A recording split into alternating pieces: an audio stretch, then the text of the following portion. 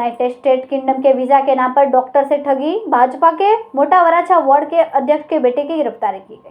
सूरत के मोटा वराछा क्षेत्र में डॉक्टर ब्रिजेश भाई, रमेश भाई जीवानी और उनके साथियों के साथ 48.70 लाख के रुपए की धोखाधड़ी का मामला सामने आया है।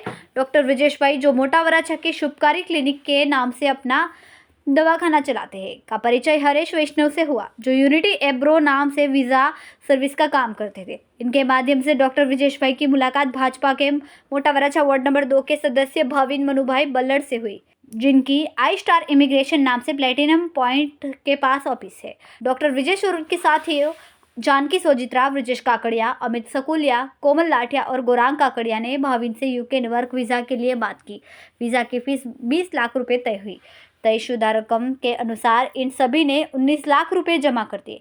इसके बाद पाउंड में अतिरिक्त फीस मांगी गई, जिसके मिलाकर 21.70 लाख रुपए और दिए गए। कुल मिलाकर 48.70 लाख देने के बावजूद भाविन ने किसी का भी वर्क वीज़ा प्रोसेस नहीं किया। जब बार बार पूछताछ की गई तो भाविन ने गौरांग और कोमल के अंग्रेजी मार्क्स कम होने का बहाना बनाकर उसकी वीज़ा फाइल रिजेक्ट होने की बात कही। इसके बाद भाविन ने कॉल उठाना बंद कर दिया। गौरांग को दिया रिजेक्शन लेटर भी जांच में फर्जी निकला। जब डॉक्टर ब्रिजेश और अन्य अपनी रकम वापस मांगी तो भाविन ने पहले पूरा भुगतान और एग्रीमेंट की बात कहकर मामले को टाल दिया।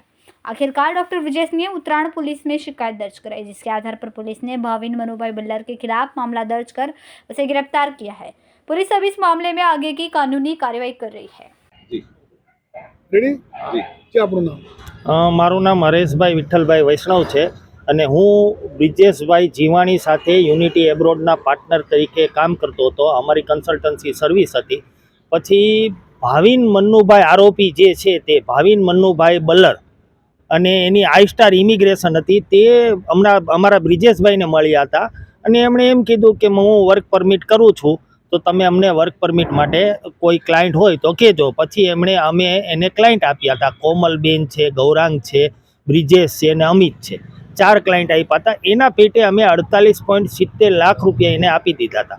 પછી જ્યારે વર્ક પરમિટ એની કરી, વિઝા ફાઇલ કર્યા, ત્યારે રીઝન આવ્યું કે એણે મને રીઝન આપ્યું કે ભાઈ આ વર્ક પરમિટમાં આમની ઇંગ્લિશ થોડુંક વીક છે અને આમને ઇંગ્લિશ ટેસ્ટ આપવી પડશે, એટલે આના વિઝા ફરીથી મૂકવા પડશે। પણ ઓરિજિનલ અમે જ્યારે તપાસ કરી એમ્બેસીમાં તો એમણે રીઝન એવું આપ્યું કે એમનો જે કોસ્ટ લેટર ને એ છે એ અમને જે આપેલો તે ખોટો હતો અને એ લોકોએ આ રીતના ગવર્મેન્ટના ડોક્યુમેન્ટ સાથે ચેડા કરી અને અમને ખોટો કોસ્ટ લેટર આપેલો, જે એના રીઝનનો ખોટો લેટર આપેલો।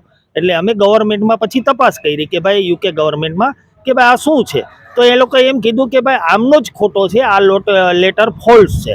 એટલે એ રીતનો જવાબ આપ્યો હતો અને આમણે છે ને એમના ફાધરના પોતે વોર્ડ પ્રમુખ છે, વોર્ડ નંબર 2માં મોટા વરાછામાં મનુભાઈ બલ્લર, એમના ભાજપની ટીમમાં છે, પણ એમણે છે ને એના પોતાના પદનો ગેરઉપયોગ કરાવ્યો છે।